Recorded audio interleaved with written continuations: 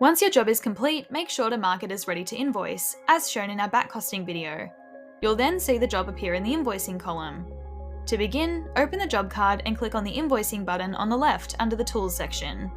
In this video, we'll walk through how to invoice from quotes or estimates. Click Create Invoice from Quote or Estimate. You'll see a few options. First is Percentage of Quote or Estimate. This option is ideal for deposits or progress payments. Invoice the remainder. This is used when sending a final invoice after having sent progress invoices before. And finally, Quote Sections. This pulls in your original quote or estimate into your invoice, including combined line items. Use Select All to invoice the full quote, or select individual sections to invoice one part at a time. Once you've made your selection, click Add to Invoice at the bottom right to generate your draft. If you've set up invoice templates, be sure to select the right one at the top. Need help with templates? Check out our guide. Next, scroll to the invoice body and adjust existing line items, add new line items, and reformat the layout for your customer. You can also edit the description by clicking on it to add or modify text, use rich text formatting, and insert links or upload photos. If you've used combined line items in the quote, they'll carry over with the same formatting. To add a new item, type in the Add a Line Item field and press Enter on your keyboard. Fill in the cost, sell price, and quantity. If you use a price book, search for items and prices will autofill.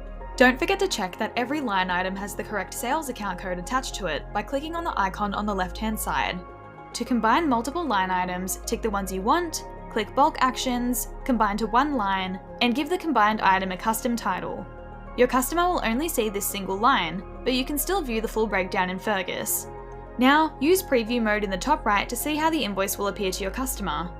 Click the pencil icon to control the display, such as hiding the quantities column or other details, depending on what you want your customer to see. When you're satisfied, click Approve. Remember, once approved, invoices can no longer be edited, so make sure everything is final. Before sending, if the job is fully complete, tick the checkbox on the left to mark it as fully invoiced. If it's a progress payment, leave it unticked. Click Approve and Email to send it to your customer.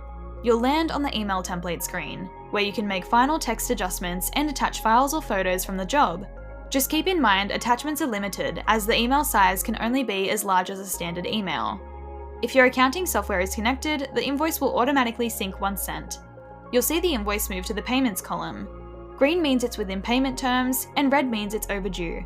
You can reconcile payments in your accounting software, and Fergus will update automatically when the invoice is marked as paid. And that's it! You've successfully created and sent an invoice from a quote or estimate using Fergus.